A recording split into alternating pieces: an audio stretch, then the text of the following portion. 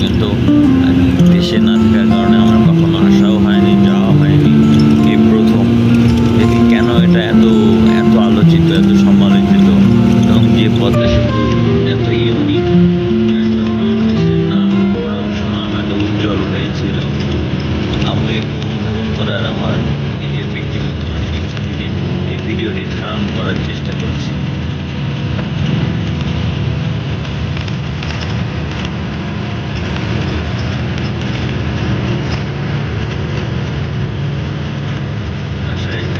সবুজ আর মাঝখানে জল, তার মাঝে সেতু, অন্যরকম একটা সুন্দর পরিবেশ। আজকে আবহাওয়াটা অনেক মনোরম, একটু মেঘলা কিন্তু রোদ না, আবার একটু ঠান্ডা প্রকৃতির ভাব, পাশাপাশি কোথাও বৃষ্টি হয়েছে মনে হচ্ছে। এটা নিয়ে অবশ্যই কোনো একটা নতুন কবিতা লিখে এই ভিডিওটার সাথে সেই কবিতাটা মিক্স করে আমি আপনাদের জন্য সেটা আপলোড করবো।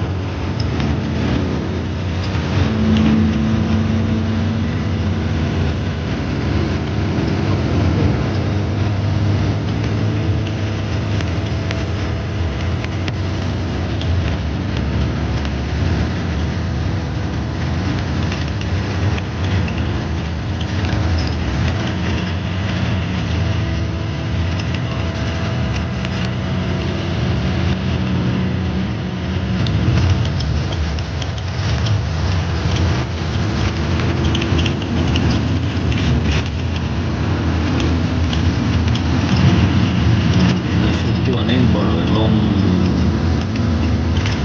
পদ্মা নদীর পানি অনেক পরিমাণ বেড়ে গিয়েছে। স্রোত এখান থেকে বোঝা যাচ্ছে যথেষ্ট বেশি। পরিমাণ পানি বৃষ্টি, প্রচন্ড পরিমাণ বৃষ্টি হওয়ার ফলে পানির পরিমাণ বেড়ে গেছে। সেজন্য আশেপাশে কোথাও বাড়ি ঘর বা কোনো ছোটখাটো মাটির ডিমান্ডিং দেখা যাচ্ছে, চারিদিকে শুধু পানি আর পানি, পানি আর উপরে blue sky, white water, and morning 8 a.m. just wow, just need a cup of coffee with that and enjoy this fantastic scenery. Just a জমে ক্ষীর যাকে বলে।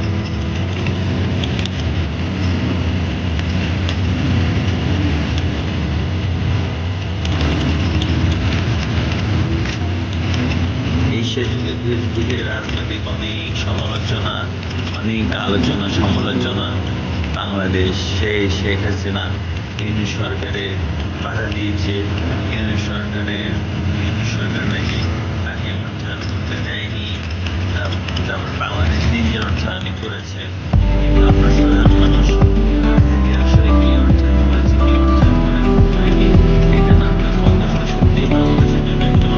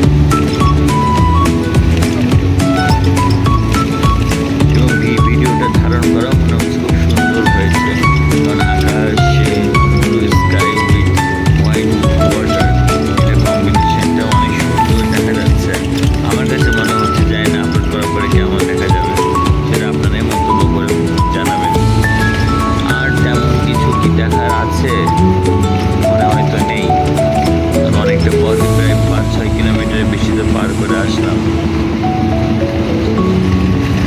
তো এটুকুই মনে হয় ছিল, আর তো নেই কিছু। ওকে, তাহলে কোনো একটা কবিতা